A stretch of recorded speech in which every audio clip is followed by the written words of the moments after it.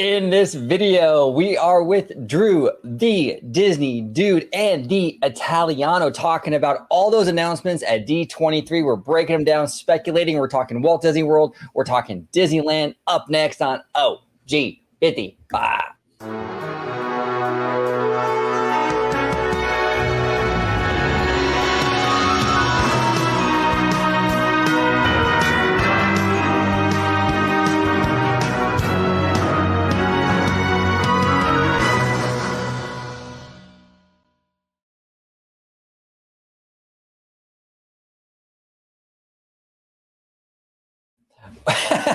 Welcome aboard, everybody. What's going on, Mickey? How you doing?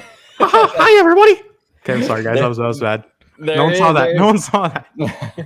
Actually, I really like the color scheme on that Imagineer Mickey. It's pretty dope. It matches my sunburn, right? The red and red. Oh, dude, totally, exactly, exactly. Where did Drew go? I can't see him. Yeah. But Drew, how you been? I mean, besides being sunburned today, the video that I filmed turned out good. So been hanging in there. So it was like my first true visit to the parks in like 6 weeks to kind of get back on the ground. So I guess us talking today is perfect because I'm back now. We're good. We're back. We're good. We are absolutely good. Drew, if you let everybody at home know where they can find you on social media, sir. All right. This is our inside joke, George. X, formerly known as Twitter, at Drew Disney Dude. Drew Disney Dude over on Twitter. And YouTube, Drew the Disney Dude. Those are my two home bases. There he is. His two home bases. And right over here, George, where's your home base, brother? And your ex, formerly known as Twitter. Absolutely. Yes, you could find me on X, formerly known as Twitter, at Disney George. You could also find me on Instagram under the Disney Italiano. And of course, you can find me right here on my home base at Orange Grove 55 with Citrus Corner with all that sweet, juicy, but sometimes sticky Disney news and info. There he is. There he is. All right, let's talk a little Walt Disney World. This is interesting, man. So Josh got on that stage a little over a month ago, and he announced a lot of stuff. We're still talking about it because there is a lot to kind of dive into. But Drew, I think you had some opinions on this Rivers of America. Oh yeah. If we're gonna start with the Rivers of America though, and Tom Sawyer Island, I will say that comment I made. If you guys saw, I went on Who interview. Hasn't solved it? Hey, sometimes I don't realize how many people can see something, right? Like until I kind of like reflect on it, I'm like, oh, okay. It was on the big jumbotron in Times Square in New York. Like it was. I would hope not, but hey, I did say it. I'm not taking back what I said, right? But what I can say is that was like a few days after I got home from California. Yeah. For those of you guys who don't know, at the time, I want to be very clear. This was a month ago, which sounds crazy. It's like I feel like we were just in California at the showcase together, and now it's September, mid-September. That's absurd. I feel like it's going to be Christmas we're going to be talking about Disneyland 70th in the blink of an eye at this point. But at the time, I said that I thought that, the new Cars area and villains, replacing Tom Sawyer Island and the Rivers of America will be, I said, the worst change in the history of Disney parks. I want to be very clear that was the stupidest thing I've ever said as a content creator. At the time, I thought I was thinking clearly because I'm like, oh, it's been a few days. Obviously, I'm thinking clearly. No, I was not. I was not thinking clearly at all. I was very sleep deprived. I thought I was, saying something great, right? No, that was the stupidest thing I've ever said as a creator. Am I happy that the Tom Sawyer Island and Rivers of America are going away? No, I'm still against this project. I don't want it to be happening in the way that it is.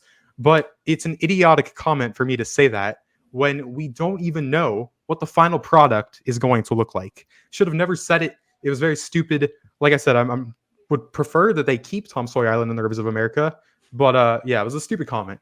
But we can talk about that more and about how I've reflected on it the last 6 weeks and why I've changed my stance a little bit. Okay, and I wouldn't be too hard on yourself. I wouldn't be too hard on yourself though, Drew, because it is. Look, this is a big change for Disney parks, for a castle park. You know what I'm saying? The Rivers of America is a big deal. And like you said, it was just a couple days or a few days after. Emotions were running high for a lot of Disney fans. So yeah, I understand that. I totally get it. And now that you've had a month to kind of reflect, look, it's a risk, man. Because look, I mean, I love what they did with Cars Land over here at DCA. I think it's gorgeous, and I think this new area at Magic Kingdom has the potential to be just as beautiful, maybe even more beautiful. Yeah. But man, they got to hit it out of the park, dude. They got to hit a home run. They cannot half-ass this thing. They got to really. Go top tier with it. Go ahead, George. I do apologize. No, you're fine. Well, I do have to say, other than it being broadcasted through NASA. But anyways, it. um, I'm just kidding. No, but I do love how, even though now at the time that you think that that wasn't the best phrase of putting it. However, I do have to say, attached with that comment, I remember you posting a little piece of your video footage that like of a secret spot that you would go to during your times of like videoing and recording your construction for Tiana's Bayou Adventure. So I love how you kind of showcased why you felt that way in that moment. So I felt like that's where I don't think it was that much of a big deal in that sense, because it was you showcasing your first raw emotion of that announcement and how it reflects for you. So for you to be able to go to that your secret spot and like how you utilize that area for months and months for Tiana's Bayou Adventures, I can understand where that passion comes from. But I do have to also say too that they have to especially now, there's no holds bar. They have to give us Cars Land, Radiator Springs Racers quality type for this. Like, I want something that doesn't look man-made. I don't want something that looks cartoony. I want something that looks like you're out in the Midwest, you have like the outdoors kind of thing. I do love how the one piece of concept art with the aerial view where it kind of shows like the different layers of, I hope they keep that. I hope they don't have like a flat, like straight, like one dimension. Like, I want to see layers of this land. And especially now where, Disney was under the microscope with, getting rid of Tom Sawyer Island and all that. They need to ace this. Well, and here's the thing too, and they've gotten a lot of heat, obviously, from the fan community, at least. I don't know about the normies yet. The normies are probably like, yeah, cars. I don't think the normies are really going to miss the river too much. That's just how it is. The normies are different. They have a different mindset than us super fans, right? But I will say this, because of the blowback Disney has gotten, I wouldn't be surprised if, I don't think they're going to cancel the project. Obviously, it's full steam ahead. But I wouldn't be. It's happening very, very, very soon. It's happening, but I wouldn't be surprised if maybe they address some of the concerns. Maybe there was only going to be a little bit of water in this area, but maybe now they're thinking, hey, maybe we should kind of expand, maybe have like a little bit more water features in this land, sort of, kind of offset the loss of Rivers of America. Maybe they'll alter it in those kind of ways. What do you think about that, Drew, in terms of like, kind of addressing the fan concerns, but still moving forward with the project? Yeah, I mean, so I guess like at this point, like I said, I've kind of reflected on, what this actually is, like the information that we do know, right? I don't want to speculate. I could talk about what I want, but I don't want to speculate about what I think's happening, because I don't know. All we have is that one, piece of concept art, which is pretty detailed, but it's not by any means like exactly what it's gonna look like. But since D23, since it ended, I've actually rewatched the Experiences Showcase twice. The whole 2.5 hour thing, I've rewatched it twice, because when we were at the showcase, I was focused on posting on Twitter. I was taking pictures, typing captions, and sending them. So I was taking in like maybe half of what was being said. I was mainly just focused on the pictures and Disney Parks blog articles. So like I said, I rewatched the entire thing twice, and part of that was the Cars thing, right? I was kind of like, what is being said about this area? And I think like with your comment with the water, I mean, they were describing this as, these cars are dashing through geysers. Like, I think Josh specifically said that there's going to be, geysers, and you're going to be going through all this crazy terrain. So like that as an attraction on its own, it sounds like a blast.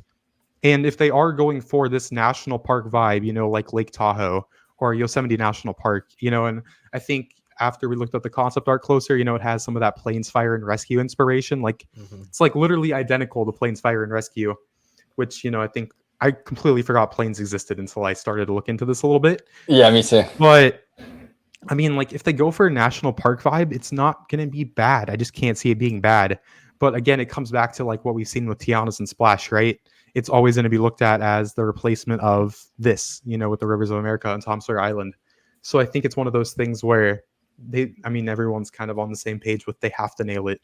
Like there's no room for any cuts at this point. You have to go all out. You have to make this one of the best projects that you've ever done, not just because of what it's replacing. This is the most popular theme park in the world. And if you want to increase capacity, go for it, right? We've been asking for capacity. I mean, that's been one of the major concerns for years. But if you're going to increase capacity and take out a classic part of the park's DNA, then you have to nail it.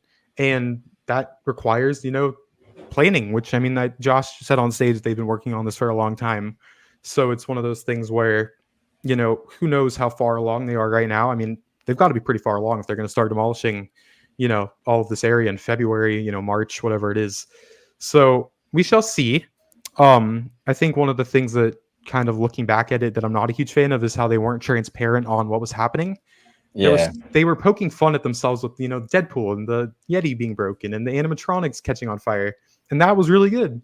And then Josh did an interview with Lou Mangello, and he's like, I want our fans to know that there are people working on these things. It was very personal.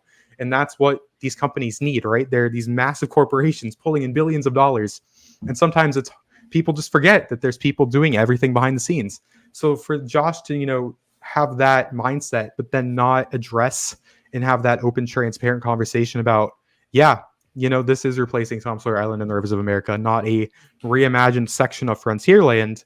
I think if he would have just opened up a little bit and said, hey, guys, I know there's 12,000 of you in here. This is going to upset a lot of you, but as a leader of these parks, I want to be transparent. This is the vision we have, and then bring out some of the Imagineers working on it to let them talk and actually talk about their work. Just be upfront with the fans. I don't think it would have had as much of a pushback, but I think that because they hid this 36 hours after the showcase ended and after D23 was over, all of it was done, and then you just drop it in a Parks blog article at 9 a.m. in the morning. Yeah, I think that's a big problem there. So I hope that going forward they don't do anything like that again. Oh, that's a great point. It feels almost like yeah, you're right. The way he handled it was not, and I get it. I get that he needed a win that night. He needed a win so bad because he had a couple expos now with the blue sky stuff, and fans hated that stuff, right? Yeah. Not the plans, but they hated the format, the blue sky, ideas, at an expo.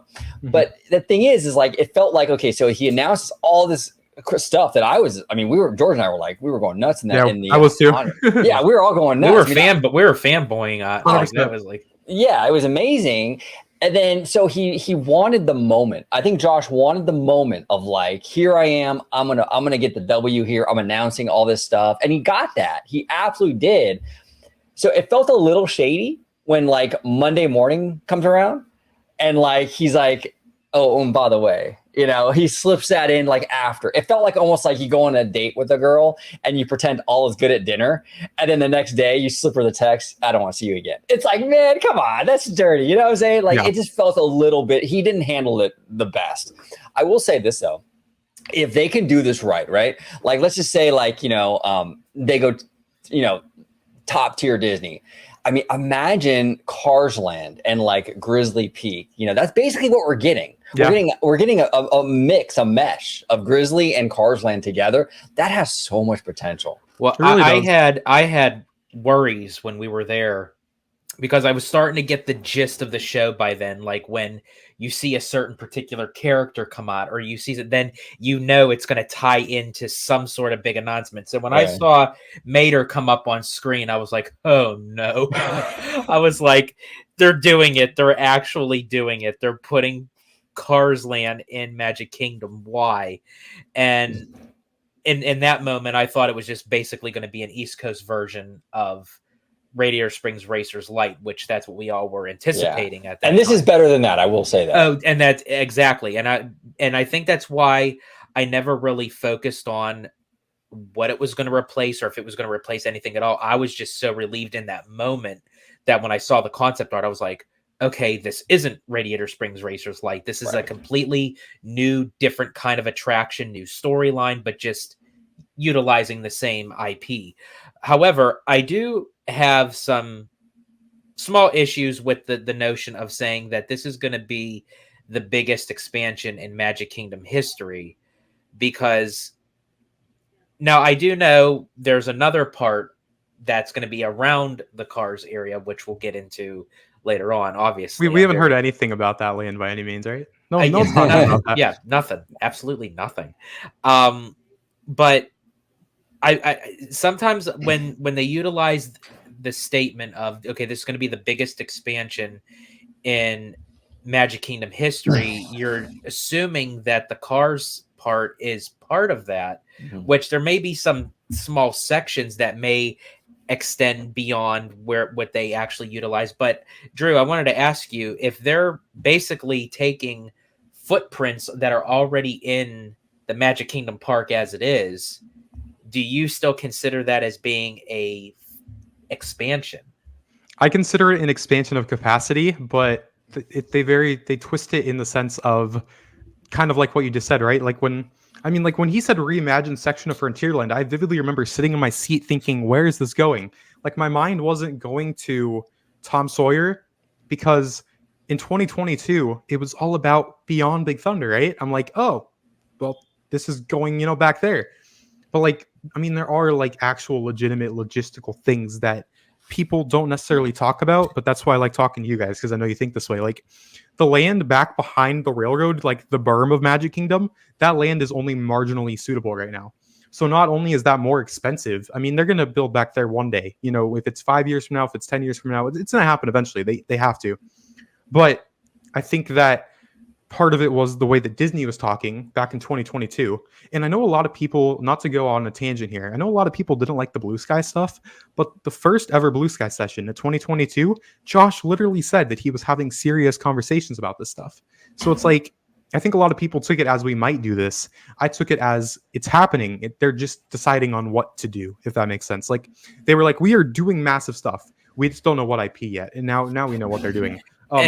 And like, really quick, Drew, now that you mentioned that, I was having a conversation with Bricky about it. I'm actually a fan of the Blue Sky. I love the Blue Sky stuff. Yeah. I like that stuff.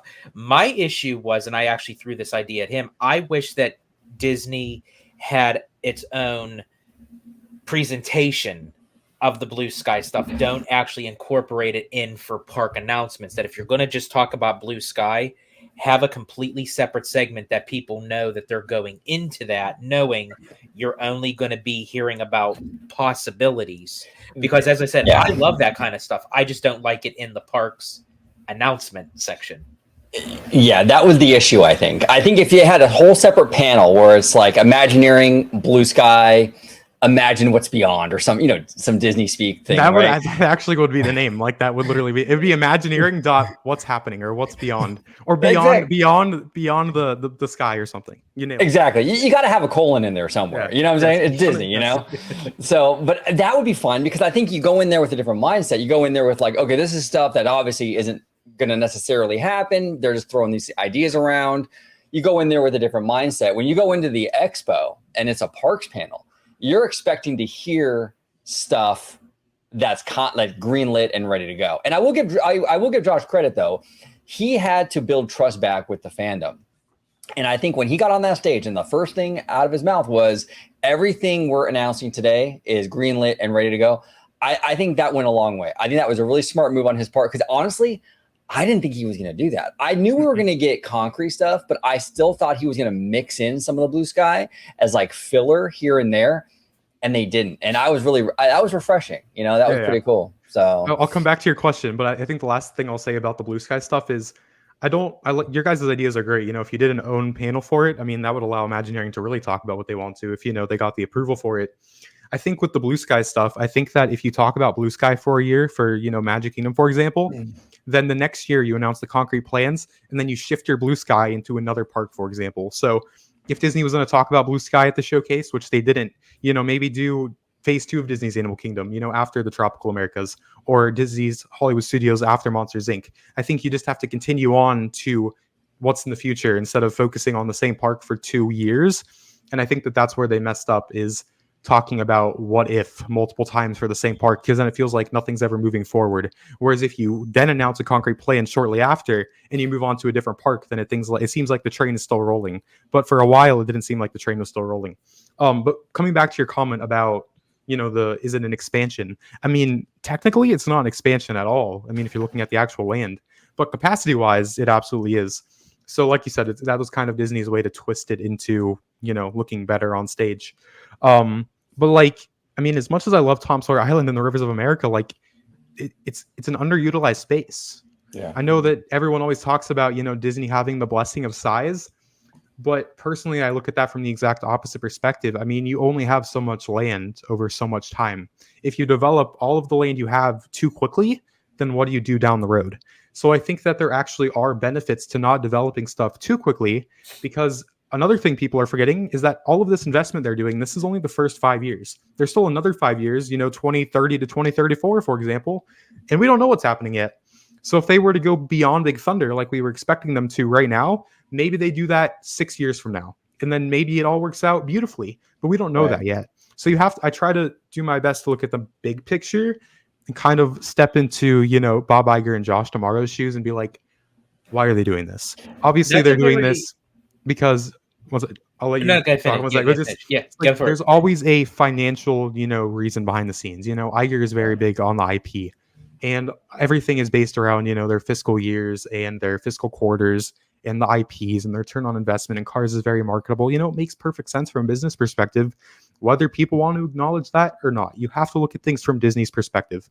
So obviously, the parks fans, we're not necessarily going to love the removal of Tom Sawyer Island and the Rivers of America, because that is a part of Magic Kingdom. And it's one of the, in my opinion, it's the last place where you can really get away from people. The right side is all concrete jungle, even Tron back there.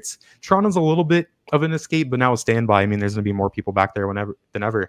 I mean, but if there's ever a place, I feel like this is even a big part of why I documented Tiana's, is because that area was so calm and relaxing, and I felt like I could just get away from the real world for a little bit. And if I wanted to, watch the boat go by and wave to the people on the boat, I could do that. And, Tiana's was down at the time, so no one was back there to go on the ride. But that was this is the final part of Magic Kingdom where you can kind of just get away.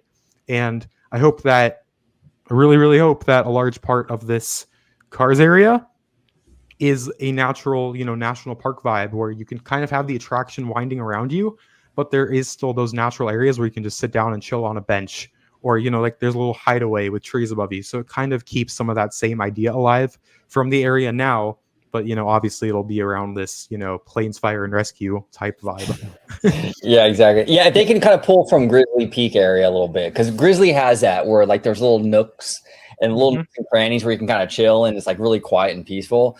I love that idea, Drew. They should definitely incorporate some of those little spaces in there for that. Go ahead, George.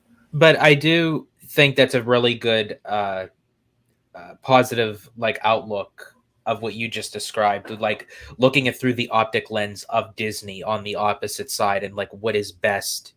Because it's so easy for us fans to say, yeah, Disney, just do this, just do that. Well, there's a lot of hidden logistics and red and yellow tape that go along with that kind of stuff of where they cannot develop newly found land at the time, so it's and you're right. And even to Disney, we even talked about this on several occasions where even though Walt Disney World has a lot more land than Disneyland, but it's still, once Disneyland Forward, begins to move forward, no pun intended, but you don't want to, put all your eggs in one basket, utilize all that land, and then you're sitting there with your hands in your pocket. It's okay, now what do we do? Yeah.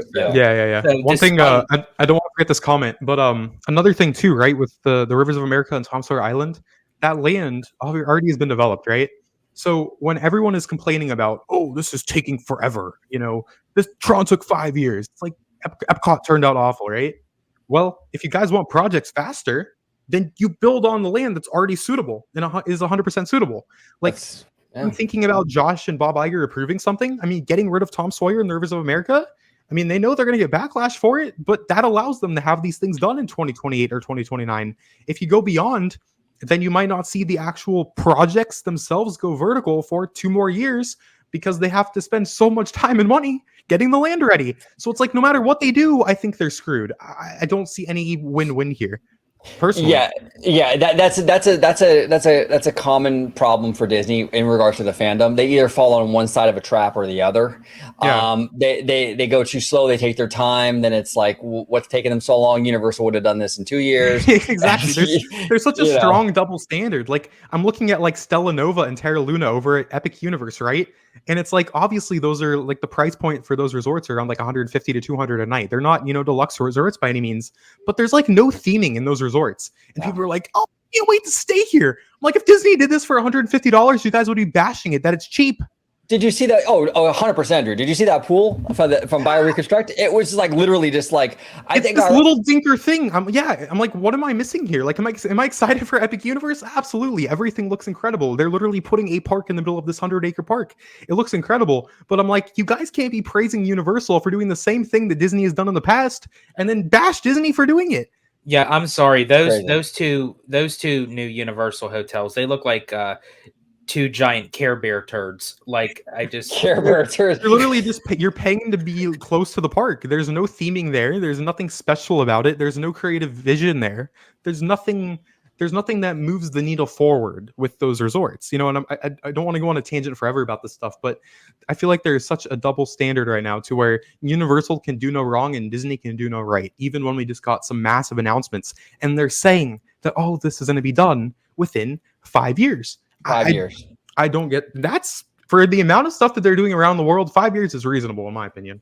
Well, yeah, absolutely. It absolutely is. And that's the thing going into this expo, the fandom was all about, we need concrete stuff. We don't want any blue sky stuff. So Josh gets up there and he does basically the checklist for everything the fans were asking. Even stuff that we've been talking about for decades, right? Like the monsters, like literally stuff that we've been asking for decades. And villains, I mean, I remember talking about that like in the early 2000s. They wanted to do that in DCA.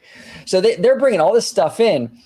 And before the expo, they wanted this concrete stuff. Before the expo, fans were kind of mocking this whole idea of like turbocharge. Yeah, sure, Josh, we'll believe it when we see it. You know what I'm saying? Everyone wanted them to go big. They're going big. The thing is, though, when you go big, stuff has to close. It has to. Right. Yeah. Exactly, Drew. Exactly. You can't get both. And like that kind of comes back to what I was saying earlier with the land. There is only so much land. Like I know the Walt Disney World has so much land, but again, there's going to be people that are running these parks 20 and 30 years from now that if that land's still available, that's a good thing, right? I'm not thinking about just what's happening now. You always have to be looking down the road because if you want to have these exciting things 20 years from now, then you need stuff later down the road. And if you eat it all up now, then more stuff has to close. Even more things would have to close. So there are benefits to each, and it's a very like thin ice fine line that they have to walk down. That's why it's like those hard decisions are going to have to be made. That's why I'm never going to say, Josh D'Amaro is the worst person ever, or I love Josh, he's the greatest thing ever, because when you're a leader, you're not going to be able to make decisions that everyone loves. It's like everyone gets attached to every little thing in Disney when you have millions and millions of people stepping foot into these parks every single year. And I think he's doing just fine, especially if what he said comes true over this next 5 years. Yeah, exactly. Well, it's like, for example, like sometimes as fans from the outside looking in, we don't know the whole story. A lot of times we never will. We never will. Yeah, exactly. We never will, right? So when we look at this as like, oh, well, Cars is replacing the Rivers of America, but you bring up a great point, Drew, where that's this 5 years. But they might have the other next 5 years mapped out, and the next 5 years incorporates this new area, and things make more sense as they start to expand further out. You know what I'm saying? That's my hope. It's like, now we're not privy to that though. So we look at it like, oh man, but they are, and the thing is, Disney's doing more long-term stuff, and the fans are more focused on like the here and now, like what's happening. That's because right now. Of these phones with our short attention spans now. It's all about what's new and what's current. No one can think in the big picture anymore. That's my take on it. Oh yeah, exactly. I heard people complaining about Disneyland Forward. Oh, it's a 30-year plan. That sucks. It's like, why does that suck? You want to burn up all the land so then we're back to square one again in 5 years? Exactly. Why would you want that? Yeah, and then there's nothing to look forward to. Why would we want that either, right? Exactly. And from a business perspective, that makes no sense, because you want the new thing to open, and then when that wanes, you open up another new thing a few years down the road, and you can kind of keep that energy going. If you open it all at once, you cannibalize everything. It doesn't really make any sense, What say you, Italiana? Yeah, I tend to find myself falling into that trap a little bit at times, where it's like, oh, come on, like Disney, what are you thinking? What are you doing? And I am for sure I'll probably do it again, but there are times where I have to remember that this was always Disney's MO, like anytime that they consider something, they don't look 1 to 2 years ahead. They look 5, 10, 15, 20 years. And so it's almost like making your move on a chessboard. You're making your move now, but you also have to think, is that move going to be an importance to you for your next 5 moves in order to win the game. So that's the mentality that Disney is in, and that's for me even more exciting, because when you start to even go deeper to say, okay, if this is what's going to be for this 5 years, what is going to be entailed for the following 5 years. So yeah. And here's another thing too that I think a lot of fans have to also keep in mind. A lot of fans are pointing at like the Communicore Hall, and rightfully so. I get it. It's underwhelming, It's very underwhelming. Very underwhelming, and I get that. And I get that how they really downsize the Epcot stuff. But here's the thing with that. This was something that the Epcot stuff, unfortunately, because I love Epcot. I think it's a beautiful park. I loved it, but the thing is like, unfortunately, a lot of that stuff got announced like right before the pandy. So it was like right before the pandy. And then not only did the pandemic hit, but then we had a CEO change and then another CEO change, right? And there was like new management and some shifts going on in Imagineering with the whole like Lake Nona thing. And then they pulled back, and then Barbara Boza came in. So there was a lot of like turmoil sort of with Disney and just Imagineering in general. Mm-hmm. So a lot of this kind of led to the product that we got with like Communicore and things like that. But we're in a new era now. We're in a new situation. We have Bob Iger, who's back. We have Bruce Vaughn, who's back. Joe Rohde's back in some capacity. It's a new management team. Chapek is gone, right? And look, to be fair to Bob, like Iger, he did a very good job at the parks. Iger 1.0, I mean, we got Buena Vista Street, Cars Land, World of Color, Pandora, Galaxy's Edge. I mean, it wasn't like the stuff under Bob Iger, the first term of Iger, was bad. So clearly Iger knew how to manage and juggle the financials and the creative and give us a good product. Pandora is one of the best things Imagineering has ever done. That was on Bob Iger's watch, So he's back. I don't see why it would be any different now. What's changed? Why can't Bob Iger do the same thing? I fully believe him and Imagineering can absolutely duplicate the success of his first term as CEO. And I'm not as worried about it. I think a lot of the problems with Imagineering started when Chapek started to have a little more control, when he was starting to run the parks, and then when he became CEO. I think that's when a lot of stuff started to fall apart. But Chapek's out of the picture now. You know what I'm saying? Can I ask you both? But being that, and I do agree with you, OG, I feel like, obviously Iger's been around the block and did this for many years. So he does, this is part of his wheelhouse. He knows how to handle that for sure. Right. A little bit of a concern is after the fact he leaves, because he's going to be leaving in sometime of 2026. Right. So hopefully that they are doing their homework on whoever they decide to bring in as the new CEO, he or she or they, because there may be more than one, you never know, but that they kind of do their homework and get schooled on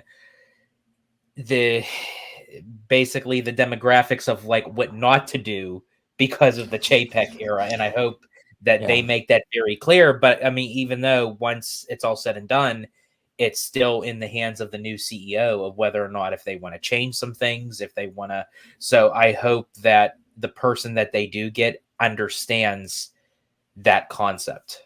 That's the risk. That's the risk with the new CEO. That's why it's kind of scary, you know what I'm saying? Because this person will be running the company essentially, and we just don't know. And like, if it's Dana Walden, she's a studio person.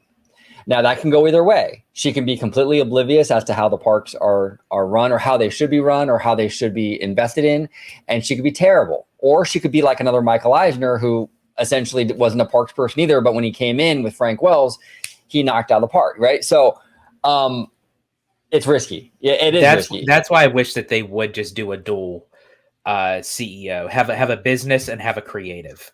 Yeah. Right, exactly. You can have Dana Walden and Drew the Disney Dude. I think that's the dream team, and we'll go from there. You know what I'm saying? But I've already got my keychain ready for my first day. exactly. So let's talk a little Villains Land, because that's crazy. I was like, real quick. I'm going to interrupt you. I want to add in one little thing about what you said about Iger and how he has a good grip on things. I mean, there's no doubt that his track record, I think, is pretty solid. But I think that sometimes people can forget that, Iger, I think, is the reason why we're seeing all of this IP stuff, right? Where pretty much everything is attached to an intellectual property. And I think that that's where we see Bruce Vaughn step in. And that is where a lot of these projects, we're seeing originality under an IP, if that makes sense. If you look at Pueblo Esperanza, right, at Animal Kingdom, the Encanto attraction, it's IP, but the attraction storyline itself is 100% original. We're there on the day that Antonio gets his gift, but we're going beyond what we see in the movie. So that allows Imagineering to create an original story, even though it's tied to an IP. The same thing for the land as a whole, right? It's called the Village of Hope, and they are literally creating a full backstory for these villagers who live here. And one of the villagers made this carousel from his favorite Disney characters out of wood carvings. You look at the Indiana Jones ride, it's an original story. You look at Cars, like we talked about earlier, it's 100% original. We are leaving Radiator Springs. So even though this is all IP stuff, everything under that IP is original, with the exception of a few things. Obviously Monsters Inc. is, like the direct thing that we see in the movie, but I think that that's the perfect situation where you do what's in the movie, because that's what we've been asking for. So personally, I think that Bruce Vaughan is doing a fantastic job of balancing where do you do what's in the film, putting people into that world, and where do you make something original. And when I look at everything that was just announced, I think in my eyes, it's near perfect, because if we're going to have Cars in Magic Kingdom, I want it to be as much of a national park as possible. If we're replacing Donderland USA, I want that to feel like true Animal Kingdom DNA with originality, right? If we are getting Monsters Inc., I want to go into the Laugh Factory, and we're getting all of that. So I think that you guys make really good points, talking about the leadership, and, hopefully these next CEOs just allowed the Imagineers to be creative. I think that the thing with the Chapek era that I kind of come back to is the amount of talent that was lost. So what is being done in Imagineering right now to get these new Imagineers on their feet and prepared for 10 years worth of projects to where the quality is up to what we know and love for the last 70 years. And if they can get these Imagineers ready to go and they start getting on their feet and, and these projects turn out great, then this is our next wave of talent. And that's what I hope happens. And that's a great point too, because again, we've talked about this many times on the channel, that if you look at Tokyo Disneyland, you look at Fantasy Springs, you look at Tokyo Disney Sea, just the park as a whole. You look at the Enchanted Tale of Beauty and the Beast. All of those projects was done under WDI. Mm-hmm. It was just to the fact of they were giving the proper funding to do that, to kind of go and play and explore and build what they can. So it's definitely WDI has the creative talent in there. I want to throw in a name here, because you brought up Fantasy Springs and my brain is like bringing this up. So one of the main Imagineers that I didn't know about until recently, which I'm kind of shocked about, I got to talk to him at D23 briefly. His name's Zolt Horme. I did some research on this dude. Holy shit. This guy is insane. So all of the rock work that was done, the architecture. Yeah. So this dude's a creative executive creative at Imagineering. He's pretty high up. He did all of the rock work in Fantasy Springs and Cars Land, Pandora. Like, when you think about rock work that is iconic and beloved in the Disney parks, it was done by Zolt. So if Disney were to bring Zolt on stage at D23 and said, hey guys, we know that this is, a big, massive change, but we've got our top dude who has done some of the most loved projects around the world, and he's leading the work on Cars and Villains, I would have been like, yes, go for it, all you want. But we don't know if he's working on these things yet, right? So if Disney posts a Disney Parks blog article and says, Zolt Horme is on the project teams for Cars and Villains and everything coming, even, the rock work on the show building for Encanto at Pueblo Esperanza, then I'll be like, yes, because this dude's track record is insane. I'm so right there. Even little things like that communication goes a long way in my eyes. Yeah, 1,000%. And I'm right there with you, because actually on the showroom floor in the the parks pavilion, I actually asked him. Yeah. I thought, you know what? I'm already having this conversation with him. I was like, so Magic Kingdom, what answers did you get? Villains Land. You want to share with us? And the new Cars area. I was like, so since you finished Fantasy Springs, are you moving over there now? And he told me, he said he's not 100% sure, but it looks like there's a possibility that he could be getting onto those projects. For me, that's a comment that I feel like, because he's tied where he can't really say for sure. Right. So you're never going to get a, yep, I'm on it. Yeah. They didn't officially announce it. You know what I'm saying? Yeah. So for him to say it's looking like, that's for me personally, that's more than I would have even expected him to say. Well, and you know me, I don't end there. So while I was walking through you got his number, George? Or no? George went to dinner with him that night. Yeah, I bumped into Imagineer Chris Beatty, and I had a little conversation with him. And I said I was just talking with Zolt and everything, and I said, I know that you were the original one that got on stage with Josh D'Amaro about mentioning villains and everything. And I said, are you still connected to the project? And he said, oh yeah. He said, I wish that it would have been done in a little bit of a different format, but it's like, it is what it is. And I said, well, I'm just happy that it's official because I was very excited about villains. And I said, I just want to just give you just my own personal thought. I was like, if you could try to get Zolt onto the project, that would be awesome. Look at George being shameless, man. I love it. Go, George, go. Let's go. Woo! I'll be cheering you on from Florida. So, yeah, hopefully he is. And I think he probably will be. I'm pretty sure. Yeah.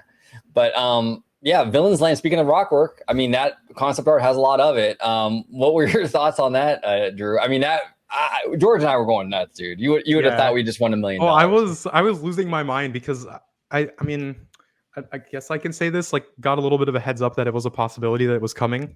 I didn't really talk about that because it's like, I don't want to leak these major things. That's not I don't have any right to leak the work being done by Imagineering. That's the last thing I want to do.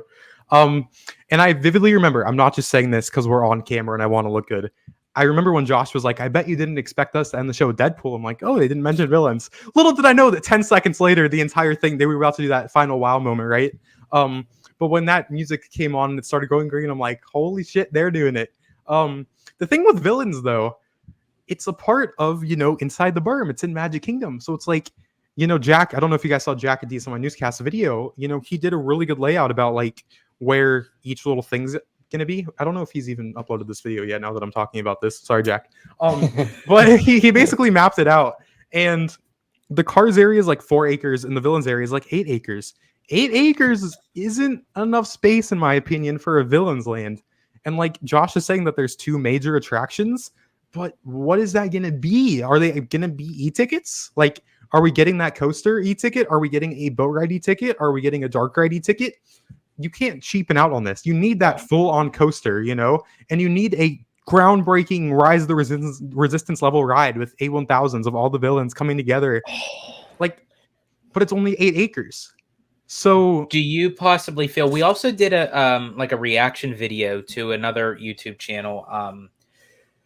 OG, remind me of my, I'm sorry. Noble Way. That was it. Sorry. I blanked out there. That he was kind of giving out his theories of different possibilities. Could you potentially see like a phase 1 and a phase 2 for Villains Land, where like just the concept art alone that they showed us, that's only a phase 1, and there's even going to go beyond for a phase 2 where they could even add 1 or 2 more attractions added on to that? I would really hope that, I mean, again, we're talking about 10 years, right? This is the first 5. I mean, they have that possibility to go beyond the berm, and they could, create some incredible bridge that kind of takes you into beyond Villains Land. I'm not trying to be funny here. They could do that, right? I mean, I think it'll all come back to, how this stuff is received and what they end up doing for phase 1, because, we're going to find out what's going here soon. They're going to start work on it next year. But again, when Josh is talking about 2 major attractions, what are those going to be? How are you going to make this something that is on the level of Tokyo? Because it needs to be on the level of Tokyo in an 8-acre space, because you're restricting yourself to the berm. So, yeah, I mean, phase 2 Villains Land, that would be perfect because it's Disney villains. Like, that's a massive intellectual property. You can do pretty much anything you want to do with that. They could even expand on the storyline of Haunted Mansion if you really wanted to. Oh yeah, and I'm telling you, I've been telling George too. Like, and this is kind of going back to the Universal thing. Like, the Universal monsters are very recognizable, right? Like, everyone knows who Frankenstein is. Everyone knows who like the Wolfman is or whoever, right? Dracula, right? Yep. But are those villains? I'm sorry. Are those monsters? Do they move merchandise? Are they something that is necessarily relevant to today's youth? I would argue no. I would argue very much no, right? But villains very much are. I mean, villains is basically keeping Hot Topic afloat. Let's be honest. You know, like villains moves merch. It's $1 billion industry. So if Disney does this right, I mean, they could really, really. They have something special on their hands if they do it right. They got to really put the work in, and they got to, like you were saying, Drew, 8 acres. I don't think that's enough. They need like 14. I think, you know, like a Star Wars land. You know. Yeah, like because I was watching Jack's recent video on Tropical Americas, and when you kind of see that the initial amount of land that's there already is 11, but when you expand back for the show building for Encanto, it becomes about 12 and a half. Yep. So that's, you know, that's adding an additional 4.5 acres compared to the 8 acres for villains. And villains, you have to be more broad. You need it more like you need it so much possibly. Yeah, I agree. That needs to be like 12 to 14 acres minimum. Yeah. But I am very excited for it. I am very curious to see more in depth of like what it's going to be. I personally, I mean, chances are there's going to be a roller coaster one way or the other. But I also feel like there's going to be some sort of trackless dark ride in there as well. As I said, well, kind of going back to when Damar was talking about like the Beyond Big Thunder, when they made the Cars announcement, and then they went into something else, and I thought, oh, I guess we're really not getting villains because it would have been announced right after Cars, and it's like, nope, they saved the best for last, and it was like, wow. But yeah, they need to do this right, and the only way to do it is they need Zolt on architecture design, and they need more acreage added onto that. Yes, he's nodding. Yes. There it is. Exactly. You got the official head nod from the big cheese himself, you know? Yeah, this is going to be interesting. They definitely do need, like we saw in the artwork, we're definitely getting a coaster, but they definitely need a dark ride in this land as well. It needs to be an e-ticket boat ride or an e-ticket trackless dark ride. You cannot cheapen out on that. If I don't think personally, like I'm excited for it because just, you know, walking through there is going to be beautiful. Yeah. But I don't think I'm going to be to the point where I'm like, what, like this could be one of the best lands ever done until they confirm that we're getting an e-ticket coaster and we're getting an e-ticket dark ride with A1000s of multiple villains. You know, that's what I want. I don't care about the shopping and dining as much. The attractions have to deliver. And if you're calling it the largest expansion, then 2 major attractions is that capacity expansion that the park needs. So I think that we are going to get what we need here because it's Magic Kingdom and because it's villains and because it's replacing Tom Sawyer Island and the Rivers of America. I think that this is one of those things where they know they have to go all out.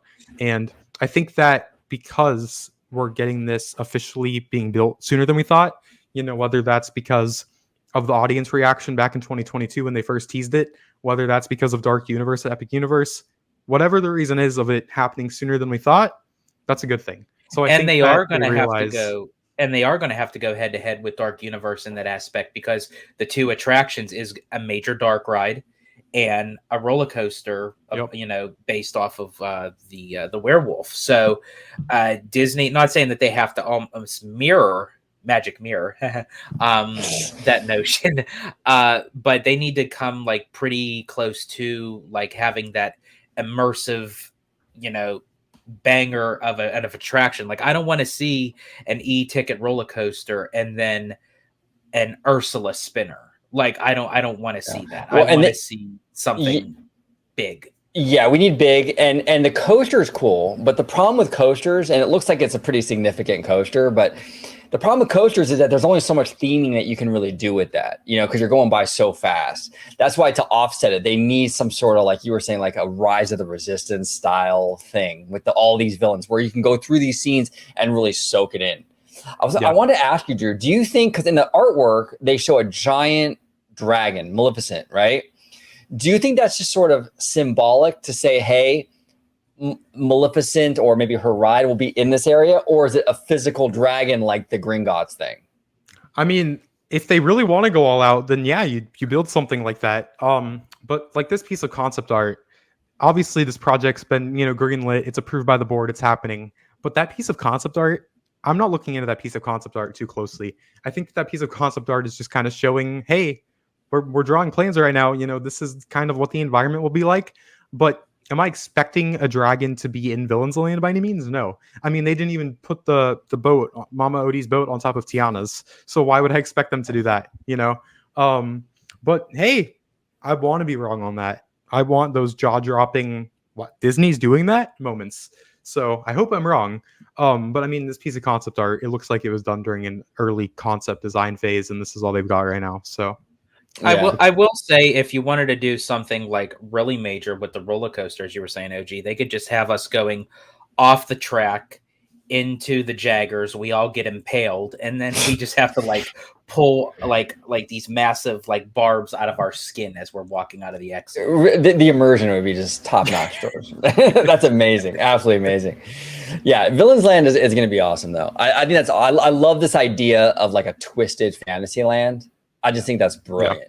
You know, and you can do so much. And now with all the projection mapping that you can do with the castle and stuff, you can do that in Villain's Land. Like they do it a little bit here with Oogie Boogie Bash, where like the Villain's Grove with like you see the hyenas and the shadows projected on the rocks, right, George?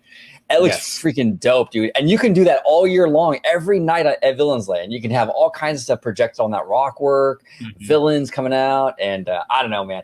Another thing that I would love to see is like a little sub area or something, like a twisted like Wonderland would be kind of dope too. Because Wonderland has like an element to it where it can be kind of creepy and spooky too. So I think honestly, even for the Halloween season, you know, this is going to be a game changer for the Magic Kingdom, because a lot of people are kind of, I hate to say it, even though it kind of fed up with Mickey's Not So Scary Halloween Party. You know, they're kind of doing the same thing over and over again, even though it's still very popular.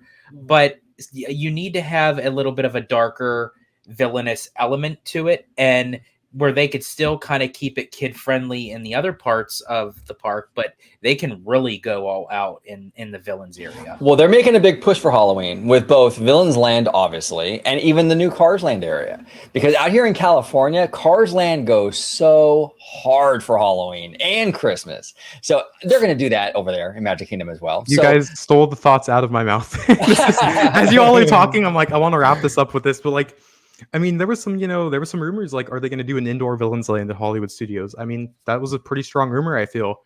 But I was looking at it, I'm like, could they have greenlit both of these areas for Magic Kingdom to turn this into a not miss party to where they can make millions of dollars off these lands, which is a direct return on investment? I think it could very well have played into the decision of greenlighting them for Magic Kingdom specifically, because it's a lot easier to sell to Magic Kingdom because it's freaking Magic Kingdom, but also because people are so familiar with the party already. And then if you just throw in all of this incredible stuff in Cars and Villains, I mean, man, how do you say no to that, right? I'm telling you, and the internals, from what I've heard, at least from a few years ago, Cars, even though they haven't really had a movie in a long time, Cars still moves merch like crazy. It's the merch king. Yeah. So it's a no-brainer. You're gonna want to put that in Magic Kingdom, and the villains are a merch mover too. So you have two big properties here that you can just sell like crazy. And from a business perspective, it does make sense. And the normies are going to eat it up. Yeah, 100%. Yeah, because it's like if you're trying to sell people to come to Walt Disney World, right? I mean, I feel like the park that when people think about Walt Disney World, if they had one day to go, they're going to go to Magic Kingdom. So it's going to be a lot easier to convince people to go to Magic Kingdom when you put these massive, incredible areas right next to each other. I mean, again, you know, we've been talking a lot about, you know, what the fans want versus what makes sense for the company. I can't deny why they're doing this. Am I sad to see the areas that I love go? Yeah, but I mean, it's a part of change. You can't ask for new and you can't ask for capacity without saying goodbye to stuff. It just doesn't happen. It doesn't happen. Yeah, exactly. It's fantastic points, Drew. I mean, if you want Disney to turbocharge, which is what we've heard from the fandom for so long, we want new stuff. Well, that comes with the possibility that something that you like might be replaced or downsized or changed, or, you know, when you invest in these parks, that's part of the equation. Yep. And people will complain, but, you know, if they keep going, they keep, you know, buying the $100 tickets to the parties, they keep buying their annual passes, they keep going to get a new popcorn bucket when it comes out. The people who complain all the time. So what are you telling Disney? That everything they're doing is fine. Speak with your wallet if you don't like what they're doing. Exactly, Drew. I say that all the time, bro. I said that, I think, in a video we just did, actually, where it's like, I see so much complaining in our fandom Yeah, and then they're like, "What's up, guys? Yeah, We're Magic Kingdom." Yeah, for the third time this week. And I just got 10 Stitch popcorn buckets. They're on eBay right now. It's crazy. I don't understand this. If the parks are, because you go on Twitter, man, you think the parks are just the apocalypse right now, right? Don't even get me started. Oh my God, it is so bad. And then everyone's there still. It's like, well, I thought these places were so bad. I thought they destroyed the magic, It's like, but you're there all the time. So did they really? Or are you, like, what's going on here? You got to vote with your wallet. If you're not happy with something, you got to let Disney know this isn't working for us. And what's funny is that would actually cause change because these parks are not cheap to operate, right? So if you guys want change, stop going. But I'll continue to enjoy the parks because I think they're going to be just fine. Yeah, no, I think they'll absolutely survive. Real quick, before we move on to Disneyland, let's talk a little bit about Indiana Jones coming to Walt Disney World. That is, you guys are in now. You were down here for the expo, Drew, and you went to the parks, if I'm not mistaken. You get a chance to ride on Indy? I did, and I was in the driver's seat. That was my first true memory on Indiana Jones Adventure. I'm like, I had because that was on my birthday, our media day, and I'm like, they had a thing with Ken Potrock, and I'm like, I've got this amount of time to do this. My 3 priorities were Runaway Railway, because that's my favorite ride out here besides Tiana's. Right. I'm shocked I didn't like it out there. That's a whole nother conversation. I wanted to go on Indiana Jones, and I wanted to go on Haunted Mansion Holiday. I very fortunately got to go on all 3. But when I went on Indiana Jones, I'm like, now that I have a memory of this, yeah, obviously the thing, I was like, yeah, I can see why people want this coming to Animal Kingdom. It makes sense. But yeah, I did get to go on it, and I was blown away by that. The giant skull and the fire. I was like, oh, it was insane. And we're getting another original story out here. So yes, yeah, and that's, again, to your point, to kind of circle back. It's like they're taking these IPs, but they're inserting the original storylines into this IP. So it's a good little compromise, right? That's what Walt Disney Imagineering is all about. I think a lot of people forget too that the Imagineers working on these projects have absolutely no say on if Indiana Jones is mandated to replace Dinosaur. Then those Imagineers are going to come in regardless of if they like Dinosaur or not, and they're going to do the absolute best work that they can. And I think that having Bruce Vaughn as your president and chief creative officer overseeing that is telling them to do that, or is at least giving them the opportunity to do that. It's allowing them to be creative, right? I never have been a huge fan of the book report style rides. I think there's some exceptions. You look at Anna and Elsa's Frozen Journey in Tokyo. That is the perfect book report attraction. That thing, I haven't been on it, so I can't really speak on it wholeheartedly. But from what you can see in the video, that looks like the damn perfect book report ride. But again, coming back to what we were talking about earlier, when you allow the Imagineers to come up with originality and kind of tying back into what we said about Blue Sky, right? What you were talking about earlier, George, how we love getting that inside look about what they could be doing. We would have never known that they were considering putting Moana and Zootopia and Animal Kingdom if they didn't tell us that. But that allows us to appreciate that someone like Bruce coming back and Barbara Boza leaving, that allowed them to say, hey, no, this is bad. We don't want this melting pot of IP.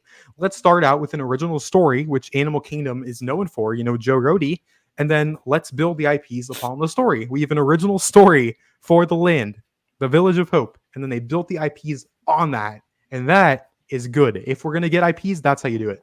That's how you do it. You have that compromise. I think that works. Look, the IP is something that they kind of have to do at this point. The normies are on board with that. We were on George and I were on the Wish last summer. I always say the story, but man, we were in that Marvel restaurant that night, bro. And Spider-Man walked in, and it was just nuts, dude. They were just climbing over the chairs to meet this guy. Yeah.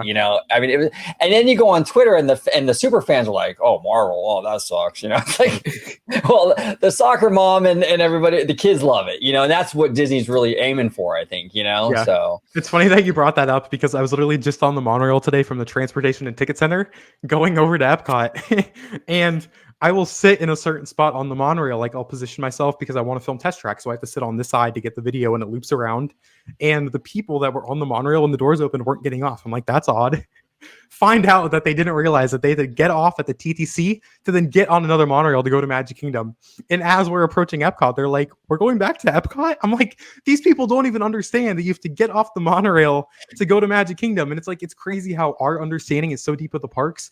But if you go out into the parks and you realize what people don't know, it really is an eye opener. And I was trying not to laugh because, you never know when someone's going to a park for the first time and they're just trying to have fun. Like, I'm not trying to be an asshole about it, but it was a funny moment, and it kind of goes to show. Well, you don't have to be an asshole about it. That's my job. So anyway, but like, kind of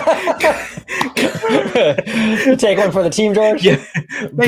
Yeah, but to your story, true. But I bet those people actually still consider themselves Disney fans. Yeah. Because in their mind, they're thinking, okay, we've watched the movies, we've been to the parks maybe twice in the last 10 years, so they consider themselves fans, but you're right. They don't know like the deep hidden layers of what it really takes to actually be a Disney fan. Like people like us that literally research and follow and break all this news on a daily basis. So it's there's different levels of fandom. Like our reality of Disney is not reality, and that's what I constantly have to remind. Like, that's why when I'm tweeting things, I'll say Magic Kingdom Park, or I'll say Journey of Water inspired by Moana. I call these things by their official names because I know when I'm posting something to the world and it can be seen by 100,000 people, it's not about my understanding. It's about sharing it to where anyone can understand it, regardless of if they're a diehard fan, like the people who follow me and like everything that I post, or if someone's just scrolling down their feed and they see my thing. I want anyone to be able to enjoy Disney. It's like the Jenny Nicholson thing where it's like these things are named in weird ways. Like, yeah, I get it. You could just call it the Moana attraction at Epcot, or the Moana, like I just said attraction, right? That's my official thing. It's the Moana thing at Epcot, right? But I call it its official name because I want people to be able, like, if they have a question about that, then they can just go look it up and they can get that information. So It's like, it's remembering what our reality is as diehard Disney fans to what the reality is for anyone just wanting to come and have fun. And that's what we have to remember. I'm not trying to say that they're bad for not knowing to get off the monorail. It's an eye opener. I'm like, people don't know these things. So you have to remind yourself that. And that comes back to what you were saying about Cars, right? That's why they're putting Cars in Magic Kingdom. Exactly. I was just going to say that because it's like, it's funny because we get in this bubble on Twitter and stuff, right? And we're like, look at all the outrage, man. They're gonna have to change course because everyone's mad about it. But see, the fans don't understand that we're like this little bubble here complaining, and it's super loud, But like the normies, like if I were to ask like my coworkers, like, hey, what do you think about them replacing the river with this Cars thing? They're all going to be like, oh, hell yeah, Cars. Yeah. Exactly. Like it's a whole different mindset. And people need to realize that, like the super fans, like we want like, the original IP. There's no like Mystic Manor or Western River Expedition and things like that. It's like, those are dope. I would love to have that stuff. But no one's going to care about that, though. Yeah. No, exactly. I tell somebody at work about like that, and they're going to be like, I don't care about what the heck is that? You know what I'm saying? But the Monsters Inc. ride, oh my God, I'm on board. Well, to your point, OG, if you come over to my neck of the woods and ask that same question, they'd say, there's a river in the Magic Kingdom? Yeah, like they would even know, like, I didn't even know there was a river. Like, what's a virtual queue? Exactly. Yeah, exactly. But different mindset. Go ahead, George. I was just going to say, before we do move on over to Disneyland, and OG, you had mentioned it, I got to bring up Monsters Inc. over. Oh, yeah. No, we have to. I'm glad you did. I'm glad you did. I want to bring up something here. I'll let you talk, but something I haven't seen anyone mention with this coaster that I think is going to be incredible. So please talk about it. Yes. Thank you. Yeah. Let's talk. Let's do it. So for me, when they made the announcement for this at D23, I loved the hype for this because they didn't start out with saying, okay, we're going to talk about Monsters, Inc., or they brought Billy Crystal out right away. It was, they gave like a list of things like to make the announcements, and they were doing like a speed round of like talking about Test Track, talking about Zootopia and the Tree of Life, God help us. But and then they look at the paper and they're like, whoa, this is like huge, and that could be anything. And then it's like, we got to bring someone else bigger to talk about this. And then they start like bursting into the Monsters Inc. song, Ah Comes Billy Crystal, and I'm like, oh my gosh, they're finally doing this after like 15 years that they're actually doing this, but never really knew to what degree. Was it just going to be an attraction? Was it? But the fact that when Billy Crystal said they're doing a whole Monsters Inc. land, and I'm thinking, wow. And then the concept art comes up. Now, that place erupted, dude. Yeah, and I thought, well, first they showed like things of the land and the angle of how it was, and I'm like, oh shit, like Muppets. And then they showed the second piece of concept art, and I'm like, okay, now I'm confused. This looks completely different than the first one, which I do believe the first piece of concept art was back, I think, in 2020. And then they showed the coaster, and I'm like, oh, hell yes. Because up until that point, when I was talking with Imagineer Gary Landrum back when they were still doing Dine-In with an Imagineer, which Disney, please bring that back. I absolutely love that. Yeah, then Chris Beatty won't be able to escape us. Yeah, exactly. Oh, Chris, you're at dinner table. Oh, yes. Thank you. Yeah, he'll walk into the Braun Derby. He'll look in. He'll be like, "Oh no!" I need you guys to switch my table, please. Yes. It's like, oh, sorry, I'm supposed to be over at the Flying Fish. I'm at the wrong building.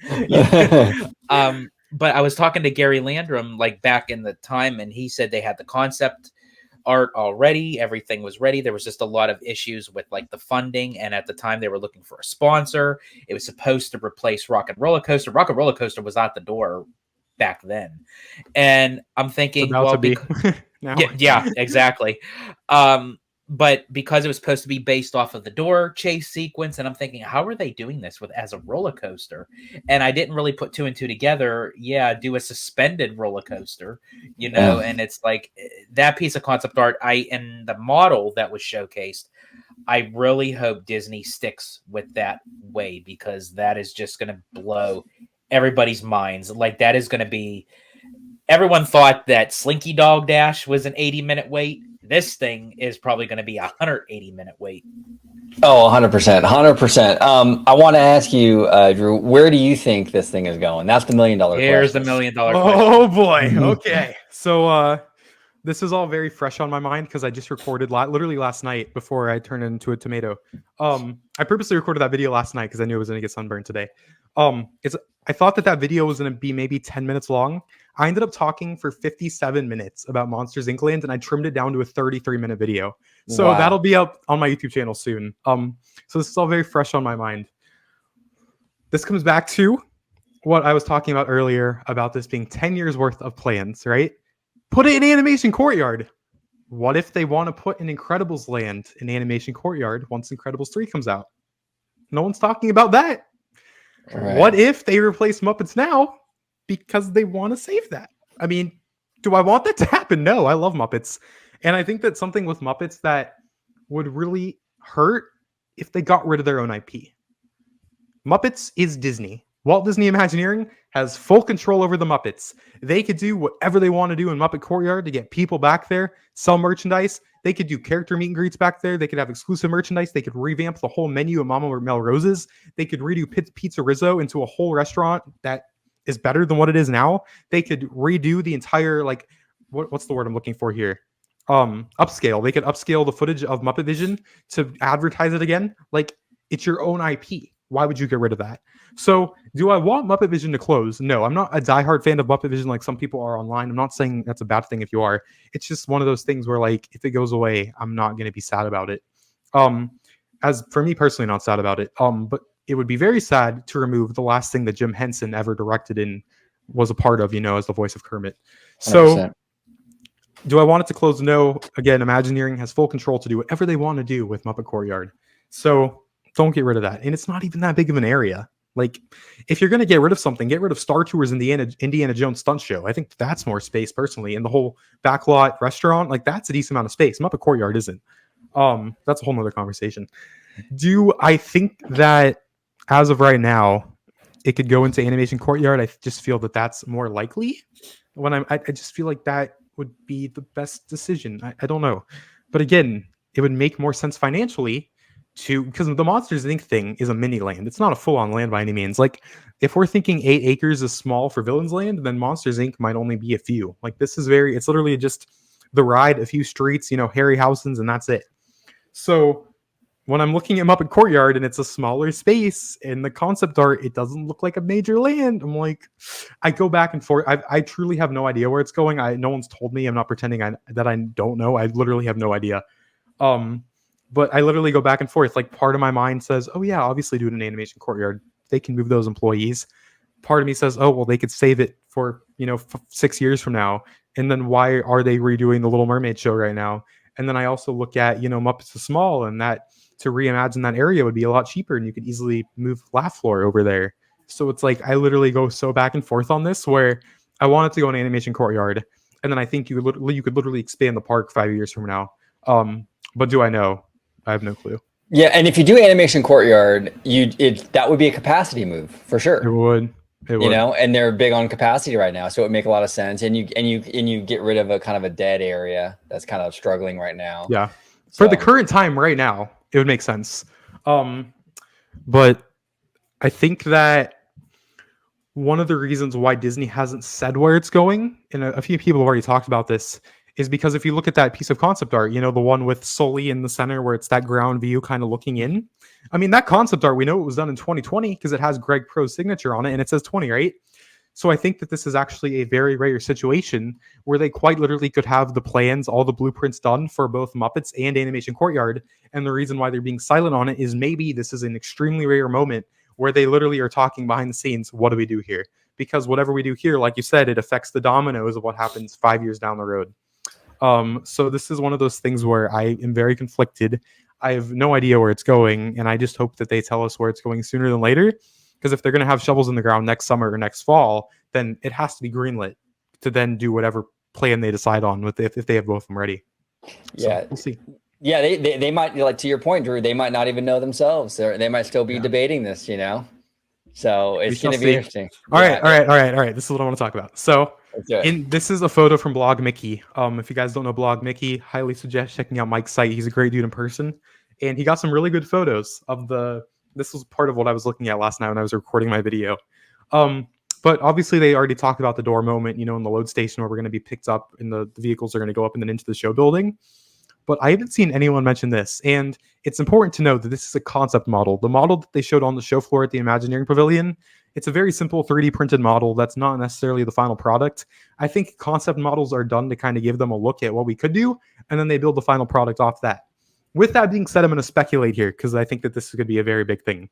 So in that piece of concept art for the suspended coaster, on the wall, it was just full-on doors, which is what we see in the movie, right? Right. So what is this?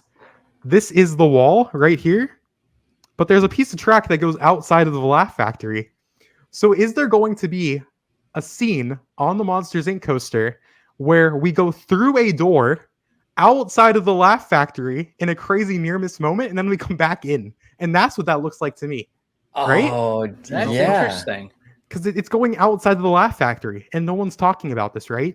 That's wild. So what if there's like a door coming at us, and then Mike and Sully pull out the track switch and we fly out of the Laugh Factory, go into a door that's an indoor show scene with animatronics and projection mapping for maybe 15 or 20 seconds, and then we fly back into the Laugh Factory. Tell me that wouldn't be one of the coolest things that Disney has ever done. That would be amazing. What say you, George? Would you be down for something like that? Oh yeah, I would so. And it's those subtle minor details that whether it lasts like 10, 15 seconds, it's like that can make all the difference to make a ride completely unique and different from something that they've never done before. And I'd be all for it.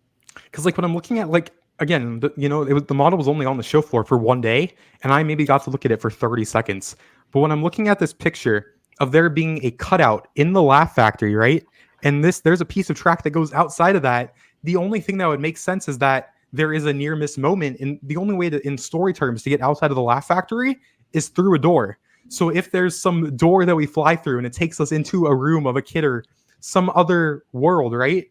Even if it's really short, that would be one of those things that no one's expecting because it would take us outside of what's expected. And that would just be so cool if they're like, watch out. And you get the original voice cast back and we just fly through the scene and then they come back in and they're like, all right, we're good. Let's get you back to the Laugh Factory. Like, dude. When I see that, I was like, oh my God, no one's talking about this. And I'm so glad I'm talking. That would make sense because even during the chase, like they were going in through door for door where Randall was chasing them. Mm-hmm. And and they were going like there was like a beach scene. There was like yeah, they even go to Paris at one point. Yeah, so I mean that would be so like weird going in and out of different doors and getting a different perspective of like what you're going in. Yeah. That would be. And if you do projection mapping, you could have a completely different ride experience each time where you might be able to go through different doors. Like the track stays the same, but you may go into a different door where you'll get a completely different scene. Yeah, I didn't even think about that. That's brilliant, man. That's brilliant. I'm telling you, dude. That's crazy. The potential here. Even in the concept model, like, again, I know I'm talking about a concept model. It's not necessarily the final product. It's very simple. It's 3D printed. I think that was maybe done in 2020. And the reason why it's on the show floor is because Imagineering doesn't need it anymore. It's kind of just giving us an idea of what they're thinking about. But even in that first part, like after we're lifted up and we move into the show building, there's like a long stretch. I closed the article. I'm stupid. But like if you look at the photos on Blog Mickey's site, if you look at his article, there's like a longer stretch at the very beginning before you even go into the Laugh Factory. And that's a golden opportunity to make a show scene with audio animatronics, because at that point we're moving slowly. So that makes sense investing that money because it's able to be appreciated before the craziness starts. But I mean, even if you're looking at the official description from Disney, it says you'll be able to see the sights, hear the laughs, and zoom through the building, like Sully and Mike Wazowski, via a door. So, I mean, and then it says, yes, a door. But like, we're not on a door in the ride vehicles, right? It looks like it's this own custom thing. Yeah, and they kind of are designed to look like the laugh canisters. Yeah, but when it says a door, that would line up with us going, unless it's saying via a door at the beginning and the door opens and that leads us into the Laugh Factory. There's so much potential here to have like a near miss moment with a door flying at us and then going out, and then that would if there's anything I want to happen out of any of these projects, it's that, because that would be the thing that makes this coaster go worldwide, in my opinion. That would be something incredible, man. That would be so incredible. That happens. And seeing it in the model, I know it was on the door at some point, so it's not speculation. It's just a matter of does it make the final cut. Sorry, OG, wrong Pixar IP. It's not The Incredibles. It's Monsters, Inc. Oh yeah, sorry. Yeah, no, that's awesome. That's a good catch, Drew. Really good catch. I love that. I absolutely love that. We'll see, man, this is crazy. This is exciting. And this is exactly what Hollywood studios needs. They need something like this right now. I mean, but that's where to Drew's point, it does make sense, because if you take out the Muppets, you're putting in Monsters, Inc., which obviously would be a higher guest flow than the Muppets. But again, you're still taking something out to put something else in. It's like you want to maximize your space as much as possible, where you could have people going into Monsters, Inc., but you could still have people going into Muppet Vision 3D. But really quick before we do move on, one last question for you, Drew. They did recently update the Muppet Theater, correct, with new chairs and everything. So, okay. Well, see, that's interesting. Yeah, I forgot about that. You're right. They updated it, so that kind of points to them not removing it. I mean, in a way. Does it? Do these people that are refurbishing these things have any idea what's going on behind the scenes? Personally, I don't think so. Do you think Disney would grant the funding? I don't think that those. I think that those are wholeheartedly on the park management. Not even like the VPs of the parks, just people who want to keep things to the standard that we know and love. I'm not going to name any names here, but I know that there were certain Imagineers who didn't even know what was coming that night at D23. So if Imagineers who aren't on these projects don't know, I wouldn't expect maintenance people or whoever is making the decision to necessarily say, "Oh yeah, this is closing. Let's not update it." I think that's just one of those quality of life things. And I'm glad they did it. I mean, even like the projection mapping, what's his name? Waldo, why am I having a brain fart here? I think it's Waldo, yeah. Yeah, the spirit of 3D, whenever even like that projection mapping thing, when it goes all around you now, and the new seats, like, yeah, that's great. That's what we should be having. But I don't think those people know what's going on by any means. I think it's just, hey, this stuff doesn't look good. We need to update it. And then they say, okay, but they don't know what's happening over in Glendale. It's just done for the quality of life. Oh, that's interesting. Okay, interesting. We'll see. It'll probably be whenever they make the announcement. It'll probably be some Disney Parks blog thing, like the Rivers of America, news. Or maybe, I mean, we've got D23 in Brazil in November. I mean, it's hard to say what like we haven't had a D23, I think, out of the US since Tokyo, if I'm not mistaken. In Japan, yeah. Yeah. And we did get some stuff out of that. Like that was when the Guardians of the Galaxy Cosmic Rewind vehicles. There I go again. I'm calling it the full name. That's just how my brain is programmed. The Cosmic Rewind vehicles, that's when they were first revealed, back in Tokyo. So it's like, it's hard to say what Disney's going to want to share to an international market. Are they going to want to make announcements for them? Or are they going to want to build upon some of the stuff we just got? We don't really have any details, but I mean, I'm definitely going to be paying close attention to Disney Parks blog. And social media has grown so much since the Japan Expo. So I think even if with the international market, a lot of people already know of these projects and what's going on. So I think Disney's going to have to look, dig a little deeper. I'm just full of the puns today. To kind of showcase something new and different for people that are actually going to buy tickets to go to this event. So we may get more information on some of these projects. For the Brazil. And imagine that, like, what if you look at any international market coming to the domestic market, Brazil people would be coming to Walt Disney World. Like Walt Disney World is the tourist park, whereas Disneyland's more locals. So I feel like if they're going to give any new details on projects at this event, it would be for Walt Disney World, because that's where these people travel to, if that makes sense. So. And of course, Disney's also waiting for me to go back on a Disney cruise, so they could just drop all this information and I won't know a thing. Yeah, exactly. They're going to wait. Yeah, when you go next week, George, that's exactly when they're going to drop it. So let's talk a little Disneyland Resort. We got some interesting news the other day that the red car trolley is going to go away. They're going to use that back area by Mission Breakout where the trolley barn is. They're going to bulldoze that, and they're building Infinity Defense, and they're building the what's that called? Stark Flight Lab. Stark Flight, back there. It was my theory that this is bigger. The red car trolley closure is bigger than just that trolley barn. I really think that they've decided, in my opinion, I mean, this is speculation, but based on the red car trolley closing, a new shawarma cart. Exactly. That's exactly it, George. It's got to be a new shawarma cart. You know what I'm saying? What else could it be, dude?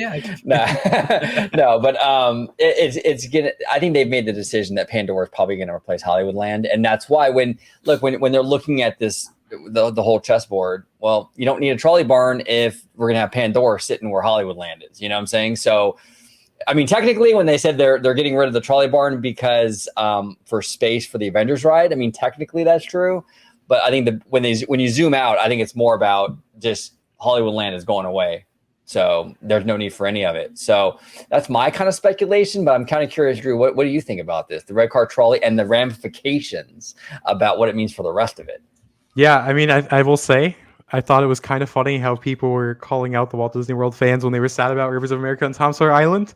And then a few weeks later, this drops. And I'm like, oh, now y'all are sad. You see how it is now? You know what I'm saying? It all comes back to like what we have our own attachments to, like what George was saying with me when I was documenting Tiana's that, for those months, the Rivers of America was like I was literally on top of the Rivers of America on that bridge at the bottom of Tiana's with the splashdown area. Right. So it's like, I grew a strong emotional attachment to that area because that's where I was. That's what I was doing with my time in the parks. But that kind of comes back to, how I said it was a stupid comment to make, because as a creator, I can't just look at me. I have to look at the big picture, and that's why I've reflected on it. But I did think that was kind of a funny moment where I'm like, oh, now y'all see how it is. So, yeah, I mean, I wholeheartedly agree with you that Disney is looking at the big picture here.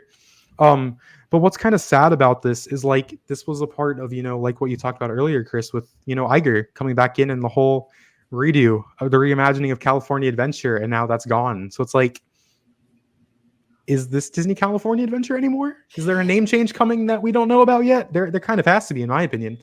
It's not. There's no California Adventure going to Pandora and then dropping into the world of the dead with Coco, and then next door you're going to save the world, right? Like that's that's not even Earth. You basically, well, actually, no. Believe it or not, you just described the state of Pennsylvania in 1 second. There you go. No, but you're onto something. I've never been more certain or more. Well, I shouldn't say certain. I'm not certain, but I'm leaning there's heavily. Nowhere else for it to go. Yeah. Yeah, there's nowhere else to go, and it would be financially lucrative for Disney to change. All they would have to do is change it from Disney California Adventure to Disney Cinematic Adventure. And once you change that to cinematic, the floodgates open, because now you can put Villains Land in that symbol lot if you really wanted to. You can put Moana over there. It doesn't matter anymore. Like, you have total free reign for whatever IP you want to put, because essentially it's going to become Disney's Islands of Adventure at that point. You know what I'm saying? And you can have any IP that you want. So I think it's a good possibility, and especially on the tail of the Paris park changing its name. Yeah. So I mean, hey, cinematic adventure would work because we all know how much they love the word adventure. So as long as that's in the name, then it's obviously good in their eyes. And it's good. And then you can still call it DCA. So it works. And I think it's also very telling the direction of where the park's going, because, you know, if that is the final, I was going to say like resting place, but that would be very that would going dark with us, huh, George? Yeah, the final location for Pandora over in Hollywoodland, then that leaves up all the room over in the Simba parking lot, because they can literally then put anything in there. They could put, you know, multiple IP, 3 to 4 different lands depending on the size of them, and obviously all those lands are not going to be connected to California in any way. So when they do utilize the Simba parking lot after the fact, Pandora opens in the place of Hollywoodland, then it's like it's no holds bar. It could basically be any kind of park at that point. Yeah. Oh, you can do anything. Yeah. So I wouldn't be surprised. I mean, here's the thing. I'm pretty lenient when it comes to like the California thing, right? Like Cars Land, it's Route 66. Close enough for me. That's good. That's California. You know, I'm pretty lenient with it. But when you put Pandora in there, how do you even massage that? Like, there's no way you can fix that. Like, unless there's some crazy California connection in some of these new movies coming out, I kind of doubt it, you know. he visited California Adventure as a kid, right? Exactly. You know, so there has to be some name change or some kind of reimagining going on here. Yeah. I will say though, the comment I just made about Coco, I'm actually wrong with that, because that culture is huge in California. So that's actually a perfect, naturally representative of the culture in California Adventure. That actually does work. Coco works. Yeah, Coco works in California. It's you can't have a better place to put Coco with the culture out there. It's so perfect. Whoever approved that, that's spot on. Chef's kiss. And that was something that nobody really expected. Like, I was going into this expo going, okay, if we get news on the Avengers ride and Pandora stuff, I'm good. And we got another Avengers ride and we got Coco. I'm like, okay. Because I literally thought Coco. I thought Coco was going to be announced, but I thought it was going to be announced for Beyond Big Thunder. You know, it caught me off guard that when they made the announcement for Coco that it was going in to DCA. But at the same time, we've been saying that. Like, I don't even know why it took this long for Coco to even be represented in DCA. You know, or even just. Yeah, because of the Hispanic Mexican, you know, heritage and what have you. But speaking of Coco, Drew, where do you possibly see this Coco dark ride going? Because there are several locations that people are considering, but I'm curious. If I had to pick a spot, the first one that comes to my mind is behind Incredicoaster. I mean, it's Pixar Pier. I just feel like putting Pixar over there makes sense in a way, but also it's kind of like a carnival vibe over there. So it's like, where do you put it? Because it's the same IP and the same company. But I mean, an e-ticket dark ride that's going to be one of the best in the world. Does that kind of match that vibe of, you know, having this coaster whizzing past you and with, you know, boardwalk games and a giant Ferris wheel outside?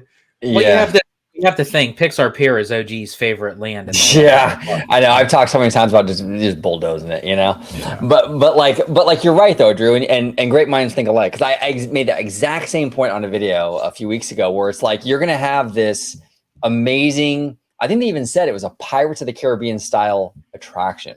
Yeah. So I mean, that's pretty high standards. You're gonna have that sitting in the land with all these carnival rides. Yeah, just like, reimagine slop. Yeah.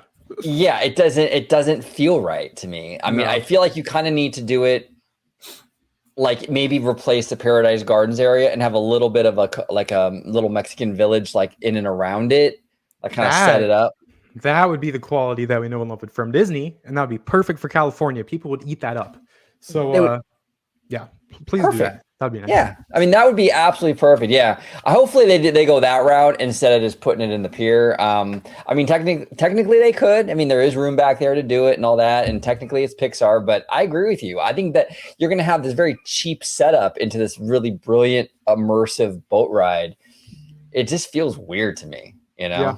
I think the last thing I'll say about Coco is, like you said, George, you know, when I think about this with Figment too, but people are like, why is it taking so long? And it's like, yeah, it's not fun that we have to wait. You know, we want these things now. That's just part of the world these days with, you know, this instant, you know, gratification from getting stuff to happening now with social media.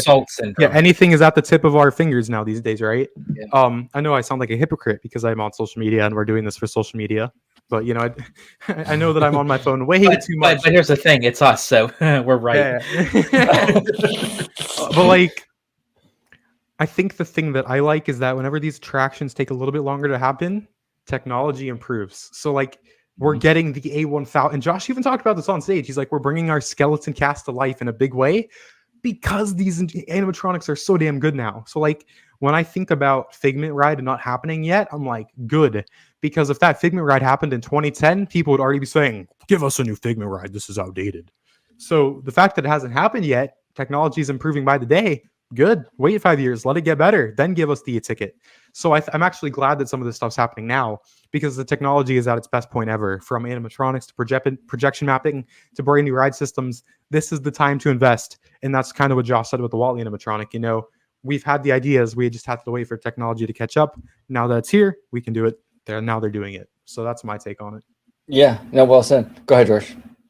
And I was just going to say, yeah, I completely agree all around. I do think with the area behind the Incredicoaster, I feel like, you know, obviously there is room to put it there, but I feel like in the grand scope of what Coco is all about and where, you know, where its representation is, I think to kind of shoehorn it back into like a corner, so to speak, of the pier, I think will give, you know, an injustice to the ride, so to speak, and just even to the IP in general. I think that they should kind of cut down on the Paradise Gardens area if they have to take something out. You know, they're like if it's Goofy Sky School or the Golden Zephyr, which is I think the greatest ride in all of DCA. Yeah.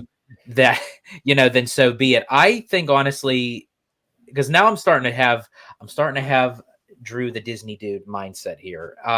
Because when he I'm an influence now. I can say that I'm an influencer now. I'm gonna run with that title. No. Because when you mentioned the fact that okay, they may not touch Muppets, or excuse me, no, they may not touch the animation courtyard, because with the Incredibles 3, you know, they could be thinking ahead. So it's like, which way would they, you know, go with Monsters Inc.? They could possibly put Coco in the Paradise Gardens, but behind Monsters Inc., I think with the success of Inside Out 2, you know, they could maybe put in like a kick-ass kind of dark ride that involves Inside Out, because that you can kind of cram Cranium Command into that small space. You're right. You know, so I think honestly, because then you could utilize different IP. I mean, you could still keep the emotional whirlwind that Inside Out Spinner there because it's right adjacent to that building. Yep. So I mean, that could even work out too for the future. Yeah, that's why I was gonna. You kind of stole my thoughts again. See, that's why I like talking to you guys and why you guys are my favorite to talk to, because I feel like we're just on the same page with so much stuff that I can just naturally talk to the both of you. But I kind of like what you were saying with Paradise Gardens and Goofy Sky School. Does any of that survive this next 10 years? Hell no. So does it matter when it goes? Not necessarily, right? Just put the correct project in that spot whenever it's replaced. Yeah, well said. Exactly. Yeah, all that stuff is very placemakery to me. Like Goofy Sky School. Yeah. It's all gone. It's all gone. Yeah. At least at some point. Exactly. Now it's interesting because DCA got all the love pretty much. I mean, let's be honest. And it should. I mean, DCA needs the work, you know? And it needs these kind of family-friendly rides like Coco and the boat ride, you know, for Pandora and all that good stuff. Disneyland really didn't get anything except the Walt animatronic. I think that was just about it. Oh, we got a logo for the 70th. Woo-hoo-hoo, let's go. Yeah. I think that's about it. But I think considering the investment of recent years, I mean, Disneyland just got a 15 or 14 acre expansion with Galaxy's Edge. We just got a reimagined Toontown with Runway Railway, getting Tiana's. I think Disneyland's gotten enough in the past like 5 years that it's time to focus on DCA. I mean, is that kind of where your head's at, Drew, with this? Where it's like, yeah, for sure. And I think that they kind of said in the coming months we're going to get those details on Disneyland 70th because the 70th is in July. They could start those 70th anniversary off. My voice just cracked. They could start those 70th anniversary offerings as soon as January. February, March, April, months before. I think that whenever that Walt animatronic is ready, that's when they'll start the 70th stuff. So literally, as soon as December, November, we could be getting some of those new announcements on the specifics of Disneyland 70th. And I think that that's what they'll be doing for Disneyland Park on its own in the meantime, is just focus on the 70th for a year or 18 months, however long they do that. And then by the time that 18 months is done, all the other stuff at DCA will be underway. And then maybe they start announcing, new little things for Disneyland by then within the next 2 years. That's kind of where I see it. Yeah, 100%. I think that's the play. I think that's absolutely the play. I do want to touch upon this before we go. I do want to touch upon one last thing, the 70th. Yeah. Because obviously, like, Disneyland's not going to get any rides, obviously. I mean, we would know by now. So it's going to be an entertainment-based celebration, pretty obviously. What do you think, Drew? What are we getting daytime parade, nighttime parade? Are we getting fireworks? Where do you stand with this? Man, it's funny. Normally when you guys ask me stuff, I have answers or I'll have thoughts on it, and then I can just spew it out because I've been thinking about it. This one I haven't put any thought into. But yeah, I mean, entertainment I think is great because there's no Disney parks without Disney Live Entertainment. Not that I'm old by any means, but as I've gotten, a little older and matured a little bit, I've started to appreciate just the atmosphere and environment and live entertainment and the cast members who put on those performances at the parks more than just, what ride are we going on next? Like a ping pong ball bouncing back and forth between each ride. So kind of like what I talked about, a few minutes ago, I think that entertainment is great. And if they do that for the 70th, that would be very good. But, I think my mind went to Paint the Night because that's what like everyone's talking about. And they have those floats just sitting backstage. So like, do you bring back Paint the Night with maybe a new soundtrack, maybe a couple new versions of the songs in there? Do you add in a float or two and make it, something that you can promote? I think the thing that they kind of have to do that they missed the mark on with Walt Disney World's 50th is a nighttime spectacular on the castle, with the projections, but, paying a tribute to Walt in 70 years of Disneyland Resort, that would be perfect. I think that would be one of those things where, we're not going to get, the massive ride, but I mean, all those things that they were going to do for Walt Disney World's 50th, they didn't do, like you talked about earlier, Chris, with the pandemic happening and all the management shift, it didn't get the celebration it deserved. Right. But, Disneyland is Walt's park. Like, he literally oversaw that. So you can't mess this up. And now that Disney is, putting all the money into the parks, like, refresh the attractions, give them refurbishments. I think we're kind of already seeing that happen. Like right now, the Disneyland Railroad, the railroad station, they're replacing the track. They're already starting to do, major things while it's down. We're getting Tiana's.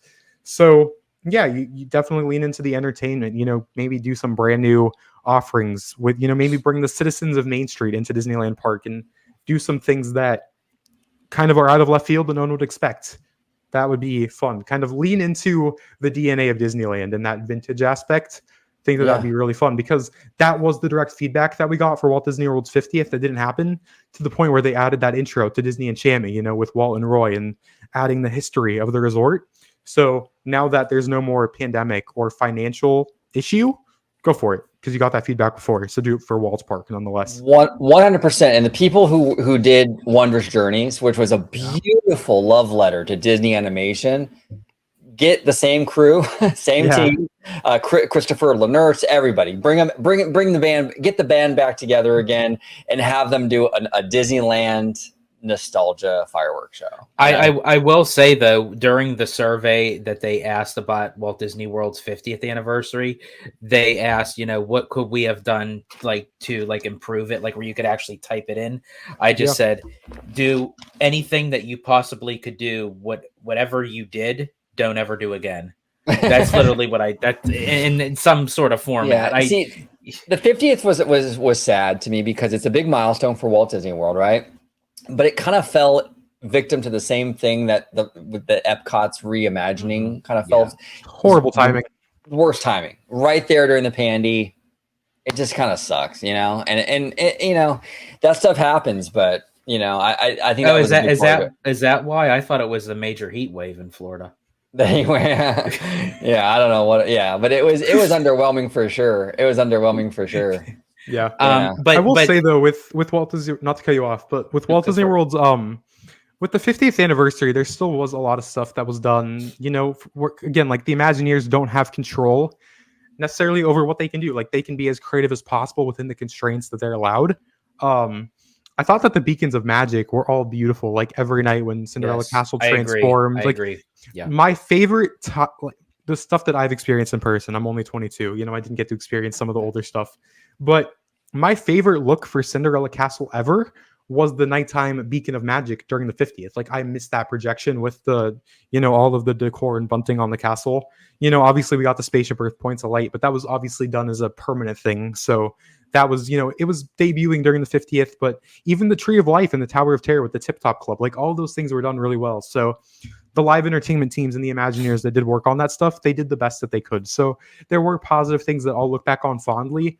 But I guess, like I said earlier, you know, you got to go all out for Disneyland. It's Walt's Park, and there's no reason not to at this point. There's no excuse anymore. Yeah, and honestly, they did do whatever they possibly could under the circumstances. It still sucked, but anyway. But but no, it's speaking for Disneyland, and that's what I appreciated.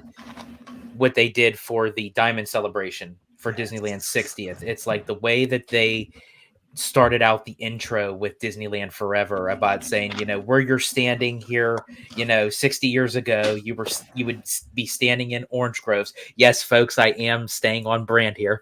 I do appreciate. I do appreciate. Yeah, like and subscribe. I appreciate the shout out, Disney. That was fantastic. Yeah. Really sweet of you. But I mean, that was just perfect of how they showcased Walt and his dream, and like the place that was a bunch of orange groves that it became, you know, what is known as Disneyland. So I mean, what a way to like start out the fireworks for that. And that's where you get that kind of same gist as you mentioned, OG, like with Wondrous Journeys, like of how, because it paid like a nice tribute to the Disney animation aspect of it. And and that subtlety at the end when they bring up Pooh, where he's like, can we just go back to the beginning and start all over again? And he's like, well, Pooh, it's just the next turn of the page. And it's like, wow. Like, you will never see more grown men cry on Main Street than when that comes on. I tell you, I love that. I mean, that was just so damn pretty. Like the castle. Yeah. How do you top that? Yeah, it's beautiful. Now, Drew, can I ask you? No, but good about you guys. Bye. Okay, all right. Stay tuned, folks, for Drew the Disney Dude Part 2. So it's kind of staying in Disneyland. For the expansion pad eventually, which is the Stitch and okay, I can't say it backwards. It just sounds wrong. The Lilo and Stitch parking lots. I could say Stitch and Lilo, but it just sounds completely just wrong. But it's like saying Wolverine and Deadpool. Exactly.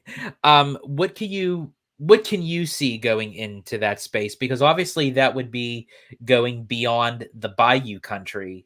Off of Tiana's. I don't even know where those parking lots are. So is that where it is? It's behind Critter Country. Critter Country, correct? Okay. Yes. Man, you're putting me on the spot here, George. You're not supposed to do that. I mean, my mind goes to Fantasy Springs, right? That you have a core area where you kind of have like one story, and then they branched out onto those IPs that are marketable and those IPs that are going to pull in the money and get the guests coming, right? To that top tier standard, you know, like we were talking about with Zolt's Horme. I mean, we're looking at the franchises kind of tying into what we've been talking about, you know, with Walt Disney Animation Studios in this next 10 years, right? I mean, this is what, a 30-year long development. So when does this kick into over year? How long do they literally use this entire 30 years? What happens here? And I think that's kind of the cool thing, is we don't know exactly what they're doing here, because when I was at D23 at the little media thing with Ken Potrock, he was kind of talking about, like how they've been working with the city to get this approval, to get this land being used, and now having this approval, then now this is a very exciting time for the future of Disneyland, because it allows them to use that space, and that allows them to, dive into those IPs and stories that they've been wanting to tell. But I feel like there's so much potential here. You've got Frozen 3 and Frozen 4. So it's like Frozen is a massive franchise at this point. And I feel like everyone's like, oh yeah, a Frozen land would fit. I mean, that's I feel like one of those things where if Disney does it, it's like, yeah, that happens. That doesn't shock anyone at that point. But I mean, there's going to be movies that come out, because like no one would have guessed when Encanto came out in 2021 that we'd be getting a ride announced now. And that's mad. Like Encanto was an instant classic, even though it came out during the pandemic. So I always think about like what movie being worked on right now that we might not even know about yet could pop out and be this instant smash hit with this incredible soundtrack that Disney then wants to tell a story in the parks. And I think that that's kind of the cool thing, is everything's always evolving, from the attractions in the parks to the movies. And, Walt Disney Animation Studios works so closely with Disney. What could happen? So when it comes to Disneyland Forward, it's like there's so much potential there. It's like, where do you even start? But my mind is going to go to Frozen, because I feel like Frozen is just such a no-brainer. How do you not put Frozen at Disneyland nonetheless? It's a brain freeze, really. No pun intended, or pun intended? No pun intended. I mean, I really would hate to let it go. You know what I'm saying? You really gotta. Just kidding. I was kidding. Yeah, it feels weird though. I don't know if you guys discussed this. I had to use the restroom for a second, but how dare you leave us for 2 minutes? You're not allowed. You know what I'm saying? I just feel like it's weird. Like if they do put Frozen Land in that Stitch parking lot, it feels kind of weird. I talked to George about this. It feels weird to have Frozen separated from Fantasyland. It just feels like a redundancy, like another Fantasyland almost, right? Yeah. So yeah, I feel like it should be part of Fantasyland or connected to it in some way and be like its own little sub area, but it needs to be connected to the bigger, broader Fantasyland. Having it on the other side of the park, it just feels like having two Fantasylands. So I'm kind of leaning more towards the possibility of Zootopia, more so now for possibly Disneyland, because I thought I kind of saw it going into DCA where Hollywoodland is, and they were going to put Pandora over in the Simba lot. But if Pandora goes into Hollywoodland, I mean, they could still put Zootopia in the Simba lot. But when I saw the preview during the studio showcase on Friday of Zootopia 2, it was based off of like in a swampy marsh kind of setting. So what better way to do it than to go beyond Bayou Country, and you have all these critters with Tiana and everything, and then you move right into Zootopia. And like that Bayou Zootopia sort of? Yeah, like that swampy marsh kind of feel to it. I mean, and it could be something completely different than what's over in Shanghai. Because again, there's a lot of controversy of the attraction, using like the police force and what have you. And, so they could do something completely different based off of what's going to happen in the sequel of the movie. But I think the thing that fascinates me most with this whole Disneyland Forward thing is, Chris, we were talking about a little bit when you were gone for those few minutes. Can't believe you left us. I'm just so heartbroken. I'm like, but where do you even start with that? And how do you, you made a good point. Like, how do you connect that to Disneyland? This is Disneyland. It's Walt's park. So where do you start with that to keep it? Are they going to go all out and make it its kind of new thing? Or do you connect that to Disneyland? Like, I feel like whenever Disneyland Forward gets going, we're going to have like an hour long worth of talk at these Disney presentations, or it's literally just Disneyland Forward, because when you're expanding the size of the resort by 50%, that's alone is going to be insane, let alone what we have right now.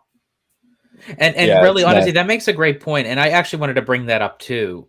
Because we didn't really touch upon it too much. We brought up Pandora, but we didn't really like go into the logistics. But what you had mentioned about like, are they going to just expand anything, put anything in there with Disneyland? But that kind of goes the same way with DCA, is like when you look at the space of where Pandora would be going into Hollywoodland, it's literally basically in between Buena Vista Street and Avengers Campus. Yeah. How in the world does the transition from Marvel into Avatar and like 1920s, 1930s Hollywood on the opposite side transition into Avatar. Yeah. See, that's where it's lost in translation. It's funny because like people have been wondering, like, that's not Frontierland. I'm like, everyone's talking about Frontierland out here in Magic Kingdom and how it doesn't make sense anymore. But then you have that on the other hand, right? So like what is there any care about that anymore? I mean, like, I know there is from the people working on these things, but it seems like they're kind of just prioritizing getting attractions out that are going to be good. And where do you balance that between what, that thematic cohesion that we've known to love? I think it's an easier transition though from Marvel to Pandora, just because there is a military aspect with Pandora. So if you put the military stuff at the transition, like the Marvel kind of goes into the military, and then as you move further in, then you get the big Pandora. The Buena Vista Street, I don't really know. I mean, that's a tough one. But if you change the name to Disney Cinematic Adventure, then Buena Vista Street just becomes sort of like the gateway to these worlds, so to speak. Yeah, and that's actually a really good point, because that's kind of where all these films premiered, if I'm not mistaken, right? Like, am I remembering correctly? But that's where some of this stuff happened. So, I mean, it kind of is like Runaway Railway out here. You know how they use the Chinese theater as like that's where the Mickey Shores premiered, and that's why you're going into this world. Yeah, if that is kind of the setup of, hey, this is film's history, and now we're taking you into the films that have happened as a result of this stuff back in the the 1900s. That might work. Maybe that's what they're going to do. That would actually kind of work out. Yeah, good point, Chris. You just gave me an idea. Thank you. But Drew, it is always a pleasure having you on, brother. We got to get you back on again. We'll talk shop, because we're gonna get this. Is the cool thing about the expo is now we got the announcements, but now the trickle comes. With like, we're gonna get some meat on them bones, kind of thing. So the trickle, didn't you just do that 2 minutes ago? I did. Whew, I think for me as a creator, and just getting to know people now and having these actual conversations, where it's not just like a social media post where you're formatting it to get engagement and it has to be done right. I think because like for some of these older projects, and for like the last major announcements like 2015, 2017, 2019, I wasn't around then, so I never got to kind of speak on these things before. Like, I had my own thoughts, but I just kept them to myself because I was just a fan.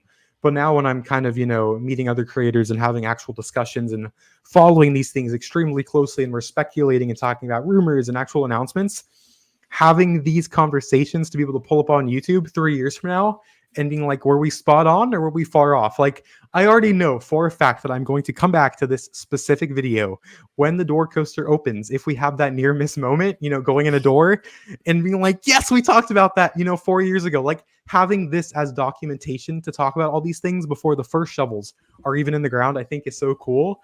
Not to talk about them as projects, but just to have this to look back on is so fun. So that's why I love these, because it's fun to talk about as projects on their own, but then to come back to them once they're a reality, and once we're walking through these worlds and being like, you remember when we talked about this and now it's here?